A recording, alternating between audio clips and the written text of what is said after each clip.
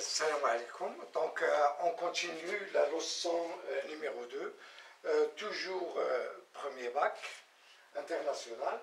Travail d'une force, puissance, suite.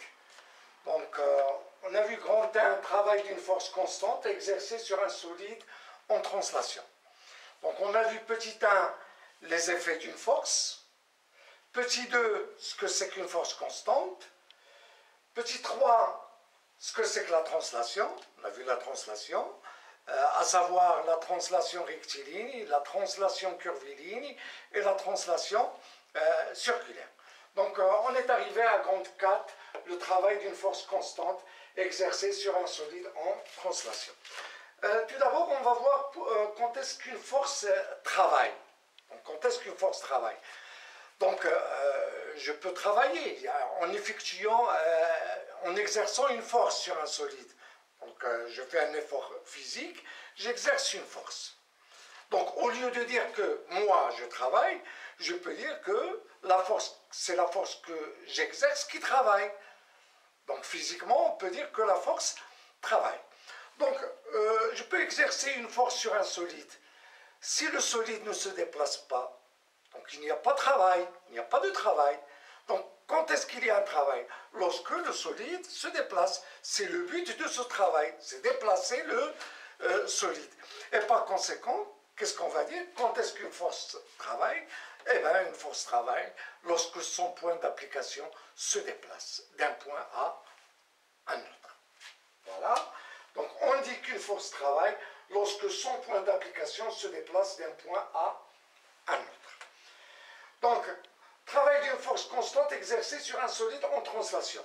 Tout d'abord, le cas d'une translation rectiligne. Le travail d'une force constante exercée sur un solide en translation rectiligne. Donc, soit un solide, voilà, en translation rectiligne. Là, c'est sa position à l'instant T1. Et là, c'est la position à l'instant T2. Et le solide est soumis à l'action d'une force F. Bon, il est soumis à l'action de plusieurs forces, mais nous, ce qui nous intéresse, c'est la force F. Et on va voir le travail de la force F. Donc, le travail, donc F travaille. Pourquoi? Parce que son point d'application se déplace de A vers B. Donc, on va voir de quoi va dépendre de ce travail. Donc, le travail de F, il dépendra de quoi? Bien évidemment, il dépend de l'intensité de la force F. On a dit que la force travaille lorsque son point d'application se déplace de A vers B. Donc le travail dépend du déplacement AB. Donc le travail dépend de F, voilà, dépend de l'intensité F, dépend de la distance AB et dépend aussi de l'angle alpha. Donc si alpha est égal à 0, le travail de F est meilleur. Et si alpha est égal à 90 degrés, la force n'a aucun effet sur le déplacement et par conséquent son travail est égal à 0. Donc lorsque alpha est égal à 0, le travail est meilleur. Lorsque alpha est égal à 90 degrés, le travail de F est égal à 0. Et donc qu'est-ce qu'on sait? On sait que le cosinus de alpha est maximal lorsque alpha est égal à 0, il est égal à 1, est égal à 0 lorsque alpha est égal à pi sur 2. Par conséquent, donc le travail va dépendre de F, dépendre de AB et dépendre du cosinus alpha. Donc le travail de F dépendra de F, de AB et de alpha, notamment du cosinus alpha. Donc on va regrouper tout ça dans une seule formule.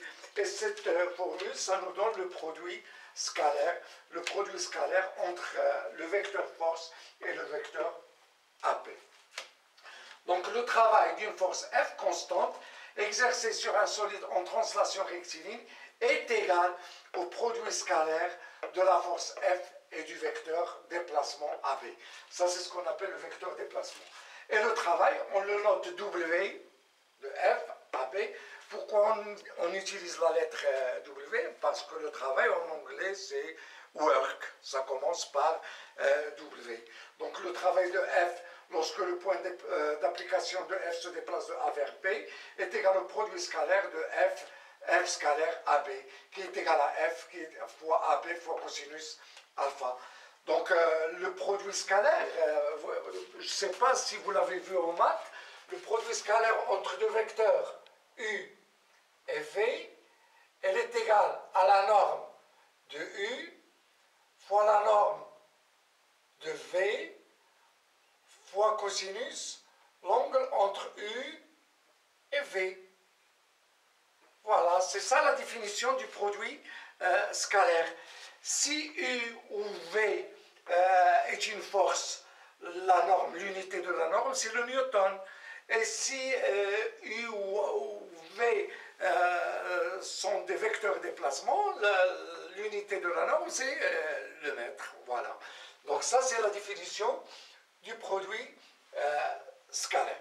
Donc le travail de F, voilà, le travail de la force F, lorsque F se déplace de A vers B, est égal à F scalaire AB. Et ça, c'est la définition du produit scalaire.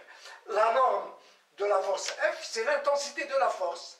La norme du vecteur AB, c'est la distance AB. Pour cosinus alpha, alpha étant l'angle entre F et le vecteur déplacement. Si vous voulez, le produit scalaire, ça nous donne la distance AB multipliée par la projection de F sur cette direction. Multipliée par cette projection. Voilà. C'est cette projection qui travaille, si vous voulez. Donc le travail de F, voilà cette projection, voilà, sur F est égal à cosinus alpha. Donc cette partie est égale à F cosinus alpha.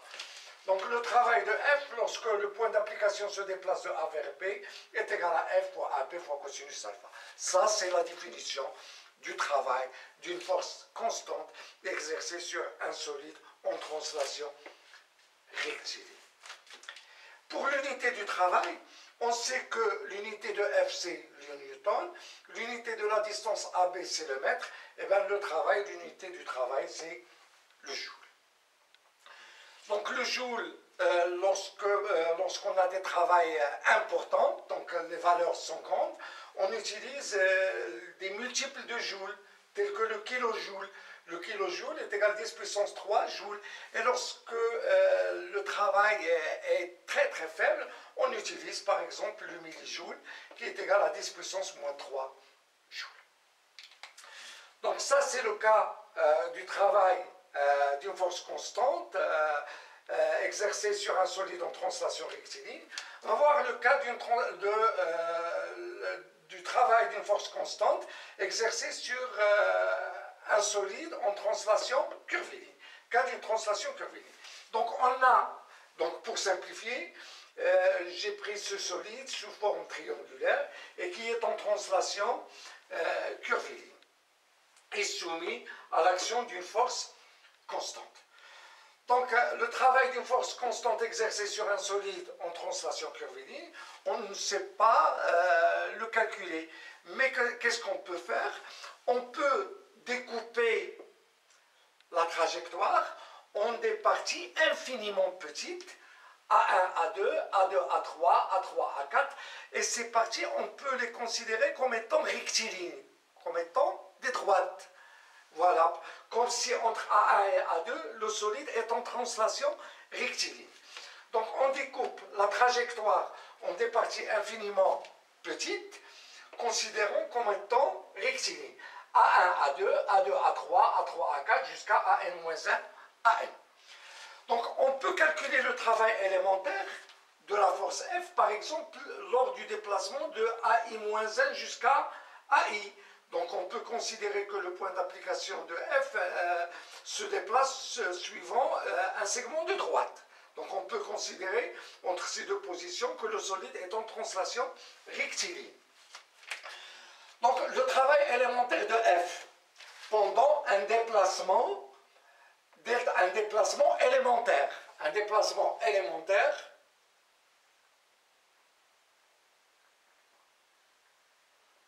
delta LI, on va le noter delta LI, voilà, le vecteur déplacement, qui est égal à AI-1, le vecteur AI-1, AI. L'expression du travail élémentaire, on le note D de WI. Lorsqu'on utilise voilà, un signe comme ça, ça veut dire que qu'on utilise quelque chose d'élémentaire, de très très très petite. Donc, le travail élémentaire de F, delta WI de F, lors du déplacement delta LI est égal à F scalaire AI moins 1 AI, puisqu'on a considéré que la translation entre AI moins 1 et AI est une translation rectiligne. Voilà, ça c'est le travail élémentaire entre AI moins 1 et AI.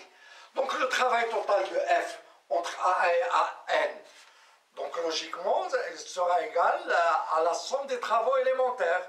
Donc c'est-à-dire que le travail de F entre A1 et AN sera égal au travail de F entre A1 et A2, plus le travail de F entre A2 et A3, plus le travail de F entre A3 et A4, et ainsi de suite. Donc le travail total de F entre A1 et AN, c'est la somme des travaux élémentaires, est égale à la somme des DI W de F, qui est égale à la somme de F delta et I. Bon, si vous voulez, I varie de 1 jusqu'à N. Et ça est égal à quoi? Est égal à F scalaire A1, A2, plus F scalaire A2, A3, plus F scalaire A3, A4, plus etc. jusqu'à F scalaire AN-1, AN. Donc le travail total entre A1 et AN, c'est la somme des travaux élémentaires. Donc c'est F scalaire A1, A2, plus F scalaire A2, A3, etc., plus F scalaire AN-1, AN. Donc on peut factoriser par F. Donc F scalaire A1, A2, plus A2, A3, plus A3, A4, plus etc., AN-1, AN. Donc ça, cette somme, vous l'avez vu en maths. Donc d'après la loi de Schall, à quoi est égal? Est égal à A1, le vecteur A1, AN. Voilà, le vecteur A1, A2, plus A2, A3, plus A3, A4, plus A4, A5, etc. La somme de tous ces vecteurs, on part de l'origine du premier vecteur jusqu'à l'extrémité du dernier vecteur. Et ça nous donne A1, AN. Par conséquent, le travail de F entre A1 et A2, à quoi est égal? Est égal à F scalaire A1, AN. Donc, qu'est-ce qu'on voit? On voit que le travail de F ne dépend pas du chemin suivi, elle dépend uniquement de la position initiale et de la position finale. Donc, il suffit de tracer ce vecteur. Voilà, entre A1 et AN. Et on écrit que le travail de F entre A1 et AN est égal à F scalaire A1, A2. Si la force est constante, je précise bien, si la force est constante. Ça veut dire qu'il garde la même direction, le même sens et la même intensité pendant le mouvement.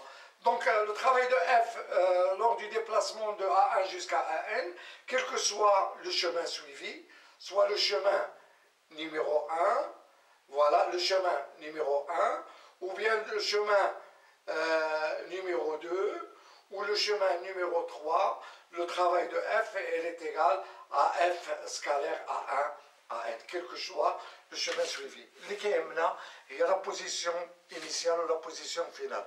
درنا واحد le travail où la force F انتقلت من A1 حتى A2. Peu importe le chemin suivi. Par la force constante, je précise bien. Donc le travail de force constante ne dépend pas du chemin suivi, il dépend uniquement de la force F et du vecteur déplacement A1, A2. Tel que le travail de F entre A1 et AN est égal à F scalaire A1, AN. Et si la force se déplace d'un point A pour revenir au même endroit, au même point, eh bien, le travail sera égal à 0. Pourquoi? Parce que le vecteur déplacement entre ce point et lui-même est égal au vecteur nu. Donc voilà, donc, on a dit qu'une force travaille lorsque son point d'application se déplace. Travail d'une force constante exercée sur un solide en translation rectiligne. Voilà, le travail de F est égal à F scalaire AB, qui est égal à F fois AB fois cosinus alpha. Alpha, c'est l'angle entre F et le vecteur déplacement AB. Cas de la translation curviligne, de la même façon, le travail lorsqu'on a un solide en translation curviligne est soumis à l'action d'une force constante. Le travail de cette force est égal au produit scalaire F et le vecteur du placement A1, AN. Il ne dépend pas du chemin suivi. Voilà, j'ai oublié de vous dire tout à l'heure que le produit scalaire entre deux vecteurs nous donne un scalaire. On a deux vecteurs, on effectue leur produit, ça nous donne un scalaire, c'est-à-dire un nombre réel. Donc U scalaire V est égal à la norme de U fois la norme de V fois cosinus l'angle entre U et V. Donc voilà, on a terminé cette partie sur le travail d'une force constante exercée sur un solide en translation. Il nous reste à parler du travail moteur lorsque la force est motrice. La force est motrice, ça veut dire qu'elle participe au mouvement. Elle participe avec d'autres forces au mouvement. Elle contribue au mouvement. Et on dit que son travail est moteur, la force est motrice. Et il y a aussi le travail résistant. Le travail résistant, c'est lorsqu'on a une force qui est résistante, qui s'oppose au mouvement. Donc son travail sera résistant. Donc c'est ce qu'on va voir dans la vidéo prochaine. Et dans la même vidéo, on va voir aussi l'expression du travail dans un repère orthonormé. Dans un repère orthonormé, on va voir l'expression du travail d'une force constante exercée sur un solide en translation rectiligne. Pourquoi? Parce que ça va nous permettre de calculer le travail d'un cas particulier du poids d'un corps. Voilà, et à bientôt.